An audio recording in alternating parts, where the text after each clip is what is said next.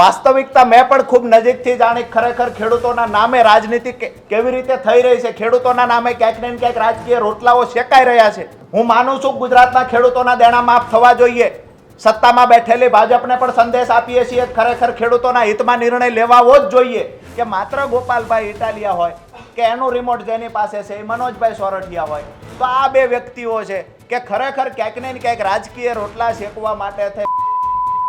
સ્વાભાવિક છે, જેને મારી સાથે ગદ્દારી કરી છે, મેં આટલો સમય કામ કર્યું, સાથે છતાંય ગદ્દારી કરી છે, તો ખેડૂતો અને મજદૂરો તો શું અપેક્ષા રાખી શકે?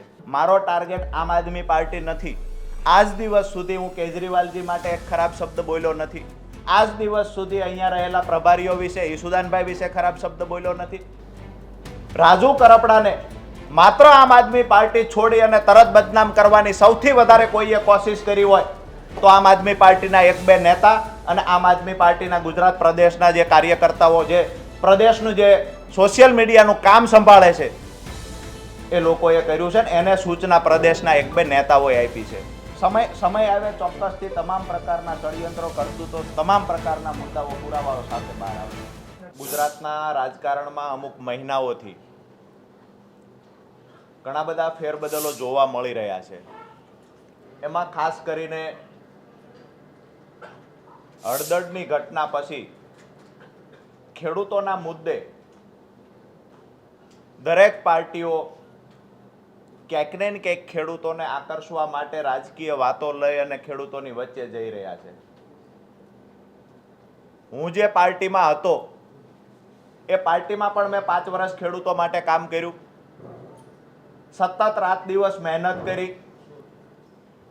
વિસાવદરની અંદર ગોપાલભાઈ ઇટાલિયાને જીતાડવા માટે પણ પરસેવો પાડ્યો, રાત દિવસ મહેનત કરી. 1.5 મહિના સુધી વિસાવદરમાં સ્થાયી રહ્યો, પરિવારથી દૂર 1.5 મહિના સુધી વિસાવદરમાં રહી તનતોડ મહેનત કરી, પરિણામ પણ મેળવ્યું. ક્યાંક ને ક્યાંક જ્યારે મેં આમ આદમી પાર્ટી છોડી 5 વર્ષ મહેનત કરવા છતાં માત્ર 20 મિનિટની અંદર આમ આદમી પાર્ટીના સોશિયલ મીડિયાના પ્લેટફોર્મ પર રાજુ કરપડાને ગદ્દાર ચિતરવા માટેના પોસ્ટરો તૈયાર કરીને વાયરલ કરવામાં આવ્યા.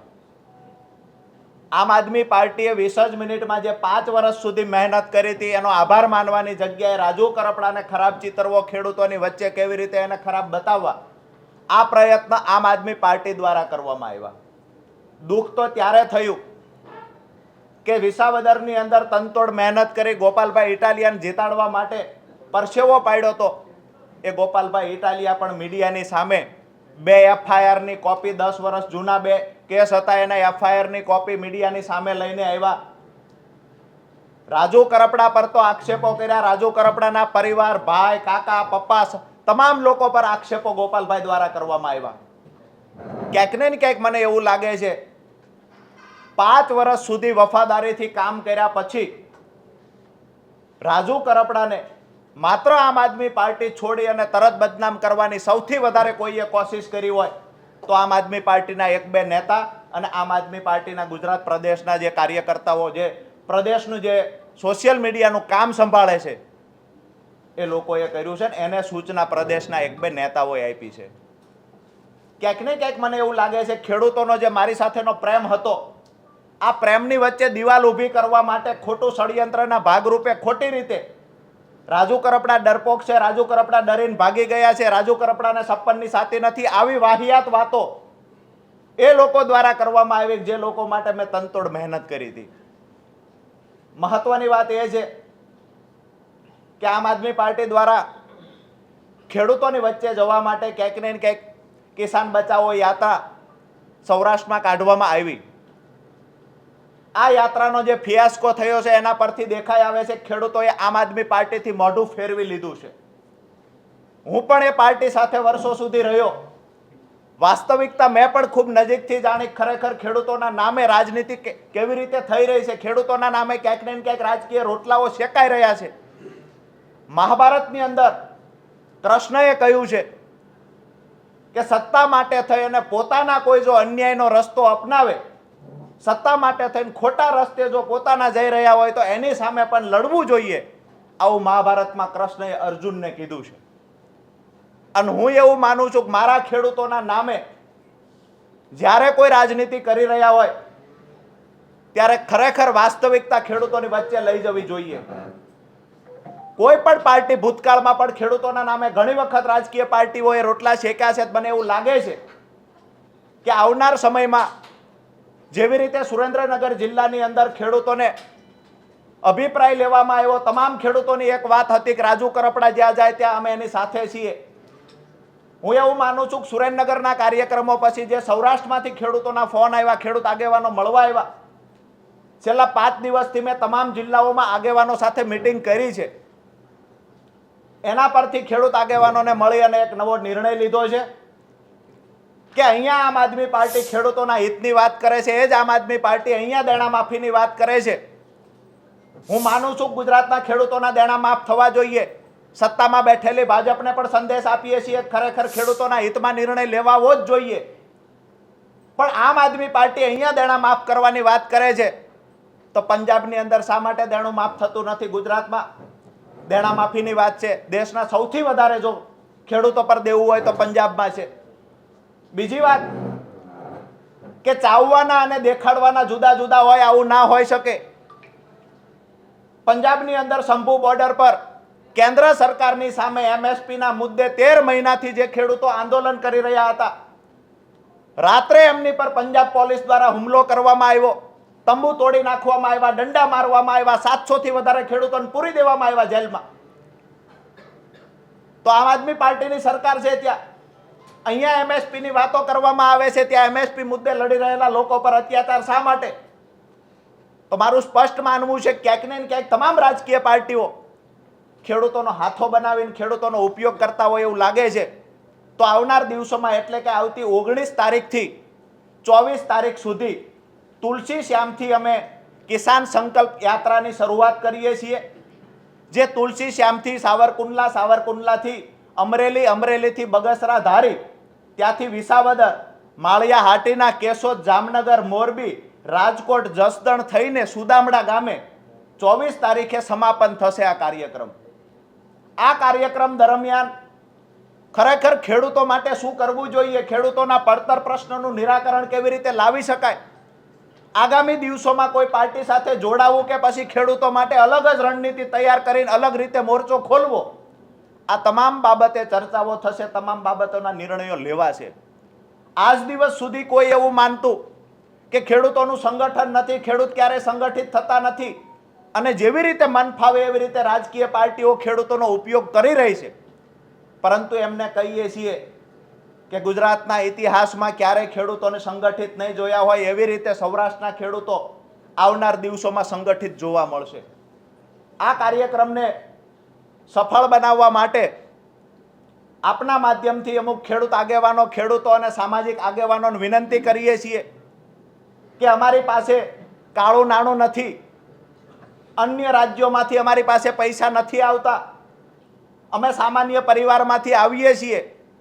તો કાર્યક્રમને સફળ બનાવવા માટે ખેડૂતો આગળ આવે, સામાજિક આગેવાનો આગળ આવે અને જે જિલ્લાઓમાં જ્યાં સભાઓ થાય છે, જ્યાં કાર્યક્રમ થાય છે, ત્યાં ખેડૂતો સ્વખર્ચે એટલે કે નાનું મોટું યોગદાન કરી કોઈ પાણીની વ્યવસ્થા કરે, કોઈ ચા પાણીની વ્યવસ્થા, કોઈ મંડપની, કોઈ ખુરશીની વ્યવસ્થા કરે એવી આપના માધ્યમથી ખેડૂતોને વિનંતી કરીએ છીએ. એવી રીતે સામાજિક આગેવાનોને, ધાર્મિક આગેવાનો જે ખેડૂતોનું હિત ઈચ્છતા હોય એમને પણ વિનંતી કરીએ છીએ કાર્યક્રમને સફળ બનાવવા માટે મહેનત કરે અને આગામી દિવસોમાં ખેડૂતોનું મજબૂત સંગઠન બનાવી અને ફરી વખત જ્યારે 24 તારીખે કાર્યક્રમ સમાપન થશે ત્યાર પછી આપની વચ્ચે ફરીવાર આવશું. પણ એક વાત ચોક્કસથી કરું છું કે ગુજરાતના, સૌરાષ્ટ્રના ખેડૂતો આજ દિવસ સુધી ક્યાંક ને ક્યાંક કોકની વાતમાં આવીને છેતરાયા છે. આવનાર દિવસોમાં આ ખેડૂત કોઈની વાતમાં આવીને છેતરાશે નહીં. જે લોકોની કથની કરણીમાં તફાવત છે એ લોકોને ખેડૂતની વચ્ચે ઉજાગર કરશું અને સૌરાષ્ટ્રના રાજકારણમાં તાલુકા જિલ્લા પંચાયતની ચૂંટણી પહેલા ખૂબ મોટી ઉથલપાથલ જોવા મળશે. આ 19 તારીખથી જે યાત્રાની શરૂઆત થાય છે, હું એવું માનું છું કે વર્ષો પછી મજબૂતાઈથી કોઈ ખેડૂત યાત્રા નીકળશે અથવા ખેડૂત સંગઠન જોવા મળશે અને સભાની જે સંખ્યા જોવા મળશે, દાવા સાથે કહું છું બિન રાજકીય રીતે આવડી સભા ભૂતકાળમાં ક્યારેય જોવા નહીં મળી હોય. કારણ કે છેલ્લા 5 દિવસથી જે જિલ્લાઓમાં પ્રવાસ કરું છું અને અમારી ટીમ આવતીકાલથી આ તમામ જિલ્લાઓમાં પ્રવાસ કરવાનું ચાલુ કરે છે. તમામ જિલ્લાઓમાંથી અમે 5 એવી ટીમો બનાવી છે. એ ટીમને તમામ કામની વહેંચણી કરવામાં આવી છે. આ કોઈ સામાજિક આંદોલન નથી, આ કોઈ રાજકીય આંદોલન નથી, આ કોઈ રાજકીય સભા નથી કે રાજકીય રેલી નથી. આ ખેડૂતો આયોજન કરી રહ્યા છે અને ખેડૂત સમાજ માટેનું એટલે કે ખેડૂતો માટેનું આ એક ખેડૂતનું સંગઠન મજબૂત બનાવવા માટેનો આખો કાર્યક્રમ છે. એને સફળ બનાવવા માટે ખેડૂતો આગળ આવશે. આવનાર દિવસોમાં 24 તારીખે સમાપન થયા પછી શું નિર્ણય કરવો, ખેડૂતો માટે શું કરી શકાય અને ખેડૂતોના પડતર પ્રશ્નોને ખરેખર કોણ કાયમી ધોરણે નિરાકરણ લાવી શકે એવું છે, આ તમામ બાબતોને લઈ અને 24 તારીખે સમાપન પછી આપની વચ્ચે આવીને ચર્ચા કરશું. ત્યારે સૌરાષ્ટ્રના તમામ ખેડૂત આગેવાનો પણ આપની વચ્ચે ઉપસ્થિત રહેશે. હવે આમાં આપનો કોઈનો કાંઈ પ્રશ્ન હોય તો પૂછી શકો છો.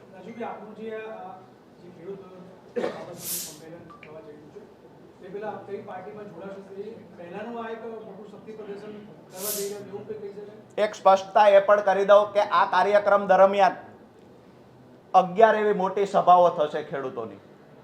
બીજી જે સ્વાગત સભાઓ છે એ પણ કરવામાં આવશે, પરંતુ 11 ખૂબ મોટી સભાઓ કરવામાં આવશે, જેમાં સ્વયંભૂ સ્વખર્ચે ખેડૂતો સભાઓમાં ઉપસ્થિત રહે છે. આપે જે વાત કરી કે આ પાર્ટીમાં જોડાવા પહેલાનું શક્તિ પ્રદર્શન છે, તો હું ચોક્કસથી એટલું કહીશ કે રાજુ કરપડાનું ભવિષ્યમાં શું કરવું, રાજુ કરપડાનું ભવિષ્ય ખેડૂતોએ લખેલું છે. કોઈ રાજકીય પાર્ટીના 1-2 નેતાઓ એવા હોય કે જે રાજુ કરપડા માટે ભવિષ્યવાણી કરે. એને તો ભૂતકાળમાં એ પણ કરી હતી કે 20 તારીખે જોડાશે, 15 તારીખે જોડાશે, પણ મારું ભવિષ્ય લખનારા ખેડૂતો છે અને ખેડૂતોના દિલમાંથી રાજુ કરપડાને કોઈ હટાવી નહીં શકે. કોઈ 5-25 લોકોને એક ઓફિસમાં બેસાડીને રાજુ કરપડાને ખરાબ ચિતરવાના પ્રયત્ન કરો તો એનાથી રાજુ કરપડાને ખરાબ નહીં ચિતરી શકાય. આવનાર સમયમાં દૂધનું દૂધ પાણીનું પાણી થઈ જશે. એક વાત ચોક્કસથી કહીશ કે આ શક્તિ પ્રદર્શન હશે, પણ અમારા ખેડૂતોનું શક્તિ પ્રદર્શન હશે.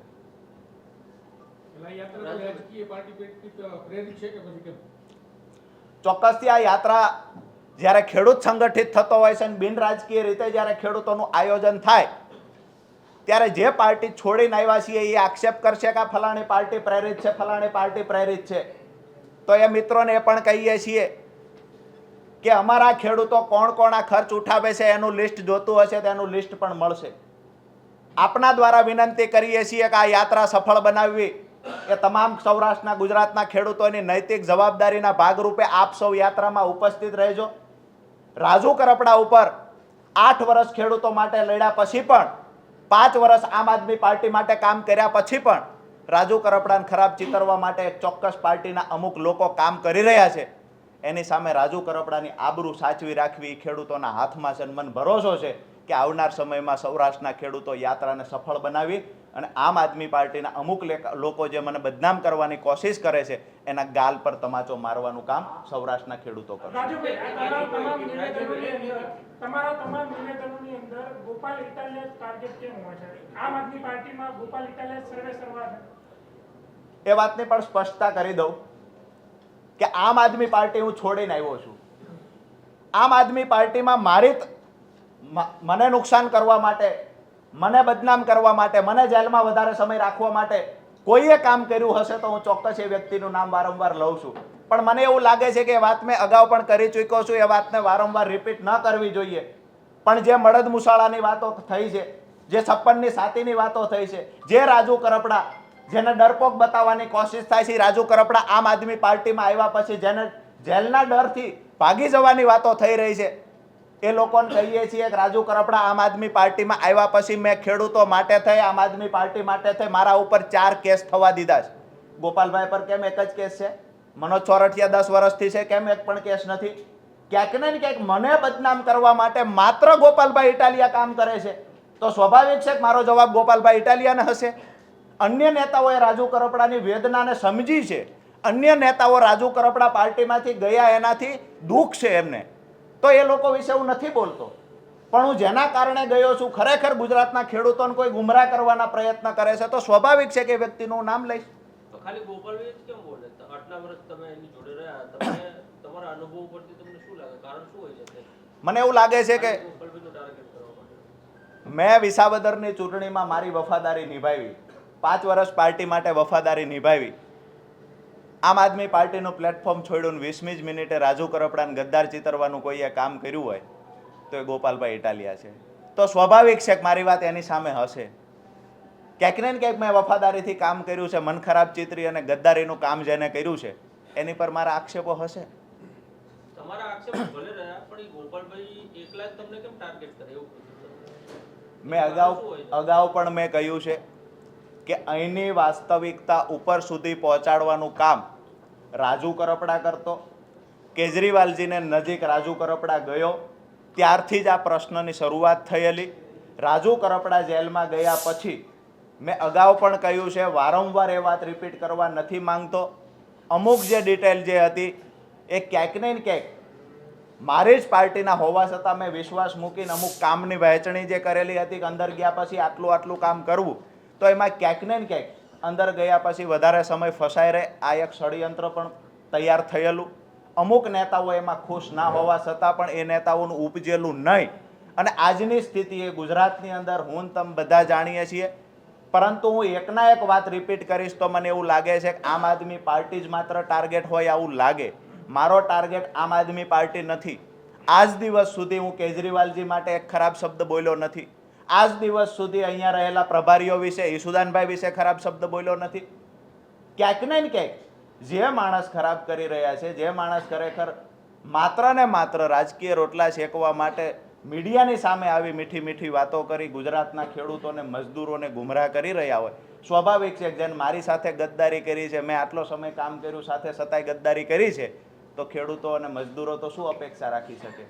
અને આવનાર સમયમાં તમામ પુરાવાઓ સાથે મુદ્દાઓ આપની સામે મૂકીશું.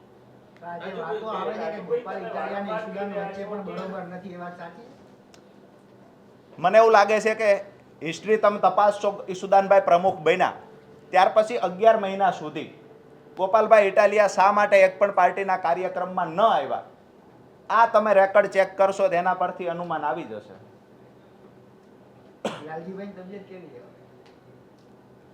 લાલજીભાઈ દેસાઈને ત્યારે પણ અમે કહ્યું હતું, આજ પણ કહીએ છીએ કે લાલજીભાઈ દેસાઈને ત્યાં હું ખબર પૂછવા ગયેલો અને એ જ વખતે ત્યાં અમિતભાઈને લોકો આવેલા અને સ્વાભાવિક છે ચા પાણી પીધી અને મળવાનું થયું.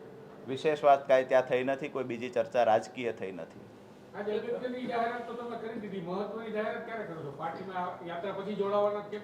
યાત્રા પૂરી થયા પછી મેં પહેલાં કહ્યું કે રાજુ કરપડાનું ભવિષ્ય ખેડૂતો નક્કી કરશે અને યાત્રા પૂરી થયા પછી માત્ર રાજુ કરપડા નહીં હોય, સૌરાષ્ટ્ર આખાના ખેડૂતો, રાજુ કરપડા જ્યાં જશે એ સૌરાષ્ટ્રના ખેડૂતો નક્કી કરશે ત્યાં જશે અને રાજુ કરપડા જશે ત્યાં સૌરાષ્ટ્રના ખેડૂતો એની સાથે હશે.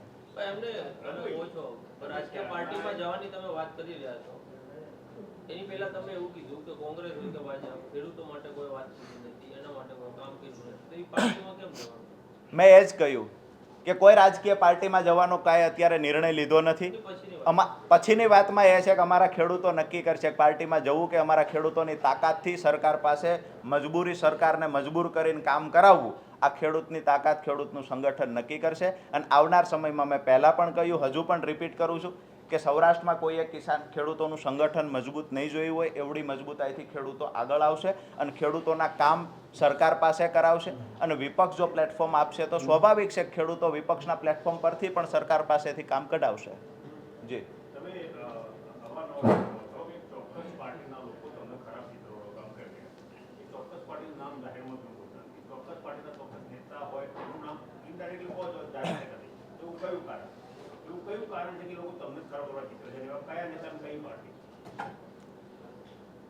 પહેલા જ કહ્યું, હું જે પાર્ટી છોડીને આવ્યો છું એ આમ આદમી પાર્ટી.